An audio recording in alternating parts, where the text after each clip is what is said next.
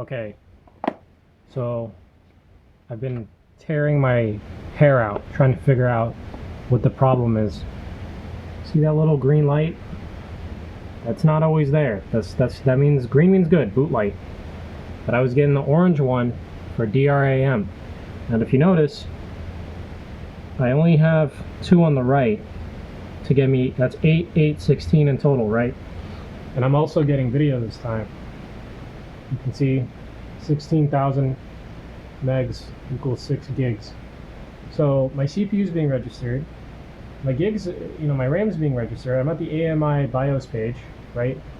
What I don't get is whenever I have any sort of RAM in the left 2 slots, it gives me that orange RAM light. Now, optimally, you would have 1 here and 1 here. If you're just running with 2, have 1 here and have 1 there.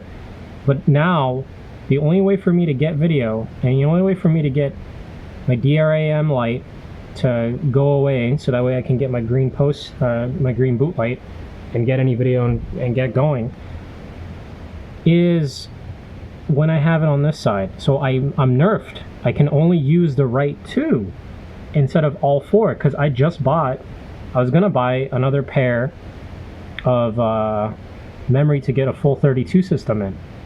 But now I can't do that because of this exact issue right here. Now, like, I thought when I put the case in, I thought the fans fried it or something crazy happened.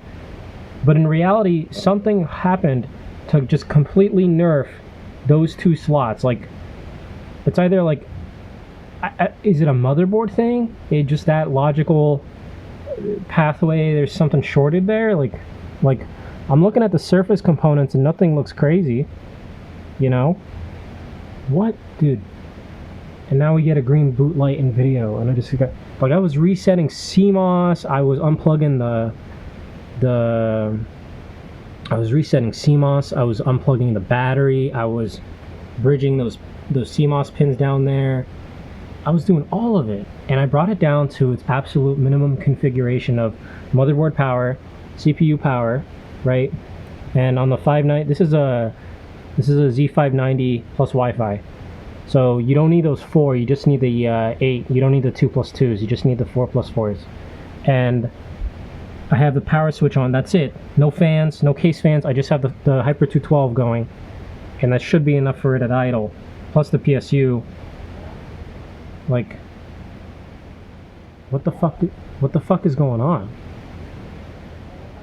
I think I don't know, something shorted or something. Like, I know the CPU's okay. I'm using integrated graphics on the CPU. Like, I even took out my 3060 because I'm like, maybe that's causing the issue, but it's not. What the fuck, bro? I'm not that mad, because I just want my computer to work and I don't want to buy a $200 motherboard or whatever. But, like, dude, this is crazy. I'm blown away. Okay, so the last section of the video I filmed last night. It was like 3 a.m. I was throwing wrenches. I was getting pissed. I was like, you know what? Come tomorrow, I might as well just get some RAM, so that way when I can do some more testing the next day, I'll have some, right? So those 2 Corsair RAM on the right are brand new. The ones on the left aren't.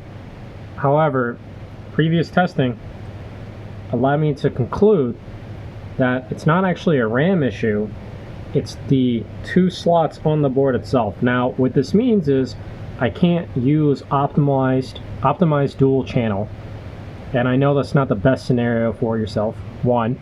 2, it also means that I can't use a full 32 gig stack of RAM, which really blows because I would love to do that. And that was actually a part of my upgrade list at some point, to have a full 32 stack. Like right now I have 32 installed, but obviously the system isn't happy. So to prove this, I'm going to turn the system off. Saw that a DRAM light went out. I'm going to take out these 2 sticks. I promise you, whether or not these are the older sticks is irrelevant. They're still good. So now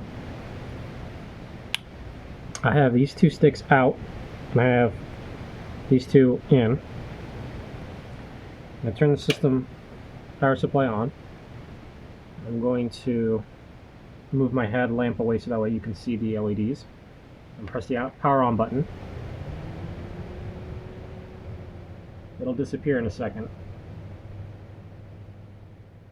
Yep.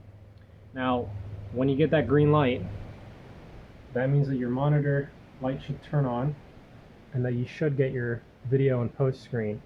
Now, I had to reset CMOS, so that's not that big of a deal. I'm really glad that my 1 terabyte NVMe drive is still connected and being detected, which means I probably haven't lost my data. But I think this is really annoying. I genuinely have no idea what caused this issue. One of my friends raised the idea that maybe I broke one of the slots when I was doing the installation, but it doesn't make sense for me to break both of them, considering I never tried to install RAM to this slot. I only tried to install to that slot, unless it's some sort of sympathetic sort of system where, and I've seen that where this is primary, this is secondary, so maybe if you break the primary, the secondary won't become detected or something. Regardless, this is a pain. I did get the motherboard for free because it came with the CPU.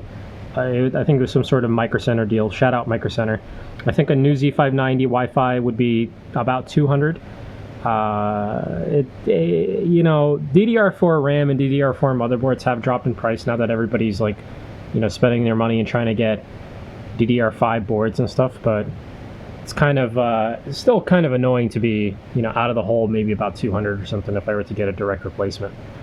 So it effectively works, but you know, my friend was telling me that this is actually going to be very detrimental to your gaming experience, and because you're not using the second and fourth channel, which is the more optimized way of using 2 sticks of RAM.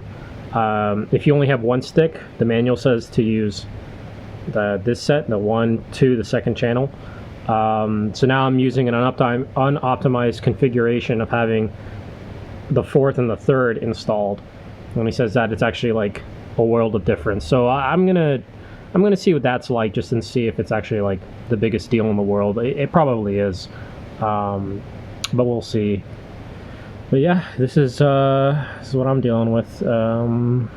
Hopefully, if I find a new solution, like a new motherboard or something like that, that'd be cool. I'm really hoping it's not some sort of like CPU issue where it doesn't detect these 2 channels, but I suppose we'll have to see. Regardless, if it's a CPU issue or not, this motherboard right here is not happy when those 2 are installed. I've never seen an issue. Well, I mean, I have seen issues like this where it won't fully power on, but it, you know, the environment in which it occurred was so, you know, dynamic, like the computer's running for ages and stuff like that, and this only kind of happened after swapping cases. So it's a real head scratcher for me. I don't think I've shorted my motherboard to the case. I was using standoffs the whole time, so I don't know. It's a real head scratcher for me, so just want to document the experience because I feel like I was going nuts last night.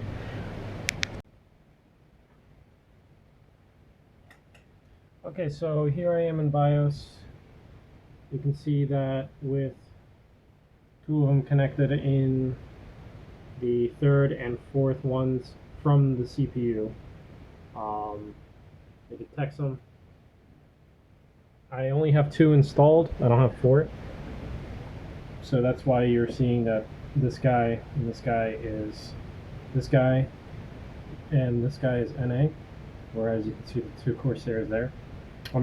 If I installed all 4, or if I installed any DIMMs or whatever, RAM sticks, DIMMs, DRAM, whatever, in A1 or A2, it wouldn't have turned on.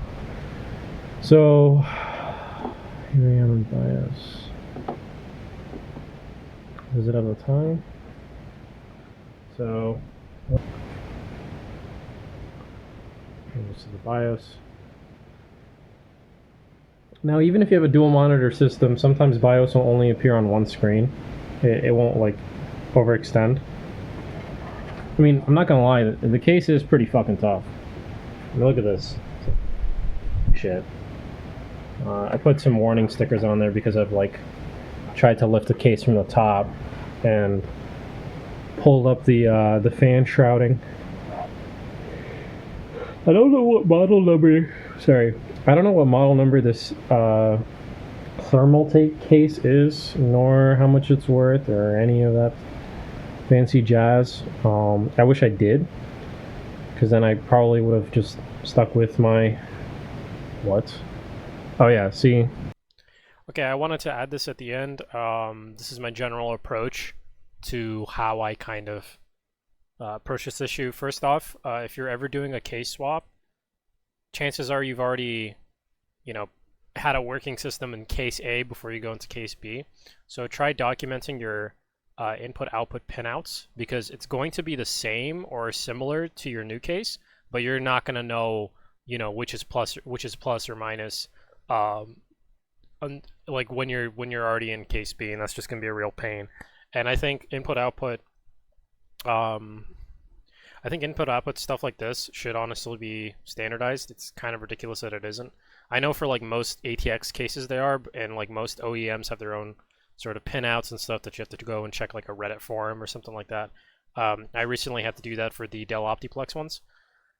But if you're doing a case swap, I highly suggest that you document the cables as you pull them out, so that way you know exactly how they go in, and have like a little map for yourself. Like, I know where the fans are, I know where the PSU is, I know where the bottom of the case is, so I know exactly the layout, and there's no way I can get confused.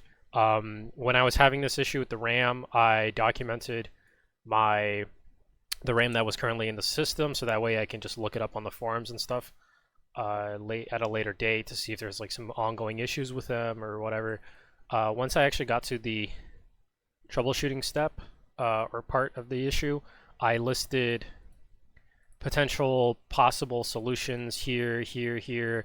I also like texted and called up some of my friends and said, hey, yo, have you ever seen this kind of freaky voodoo stuff before? A lot of those guys are super helpful, but some of them were like, dude, I've never seen this shit before in my life. Like, that sucks that that's occurring. So if you look at the right hand of the screen, this is where it leaves me, right? It's either the CPU or the MOBO, and those are both warranty the CPU and MOBO, and Intel actually makes warrantying the CPU easy, but you just have to get all the numbers from the CPU, so that means dismantling the cooler, and that's a bit of a pain. The MOBO, I really don't know if it's actually the MOBO, and I don't feel comfortable with RMAing, you know, my CPU and having it out for like months and months, only for Intel to be like, yeah, well, we said, you know, I don't like dealing with warranties. Like, they've always been such a pain in the ass that, like, I already know that it's just going to be the worst thing ever. Plus, I don't have the original box or the packaging that it came in, so I can safely transport it. Like, it just seems like such a hassle, you know. But when we're talking dollars and donuts, and the actual cost of either getting a new CPU or a new motherboard and playing guessing games while you're trying to isolation test this thing, that is a real pain. One of my friends said this that I really want to investigate, maybe when I get the documentation for the CPU so I can file a warranty claim if I so choose. He said, are you sure the CPU isn't over pressured? And what he means by that is, because I have a active cooler, the Hyper 212 on it, he's basically saying that if you've already checked and reset the CPU, and you've already checked that all the pins are good, and you've already checked that there's no debris among those pins or underneath the CPU socket causing shorting issues, then maybe the CPU itself is being overpressured, like the screws are too tight and the CPU is being squished a little too much. I don't know where he got that from in terms of his experience with it, or if he's definitely heard of that before. Whether or not it actually affects my issue, I don't know. It is worth a shot, considering all it involves is just slightly backing off the torque of the Hyper 212 CPU cooler. So I'll definitely try that and update the results maybe in a later video to see if that works out. In my opinion, I think this is cooked, but it's not too terrible considering the fact that one, no data was lost, and I already had backups of that even if I did lose it. Two, if this was a ESD event, electrostatic discharge, like my static electricity has destroyed components on the board, it didn't short out the SSD, which results in data loss, and it didn't short out anything that's entirely too detrimental. Like, I can still use this computer and I can still use it for 16 gigs, and I haven't seen it, completely destroy my gaming performance like my friend was saying earlier. But who knows? Maybe over time I'll notice that like my screen refresh rate isn't as fast, or something crazy. Some voodoo magic is causing the game to run terribly. I'll be sure to blame every single fumbled kill and stupid death that my team is asking me about on the fact that I can't dual channel some RAM or something. Freaky stuff, guys. What a headache, and this is how my weekend has gone. Have a wonderful day. God bless.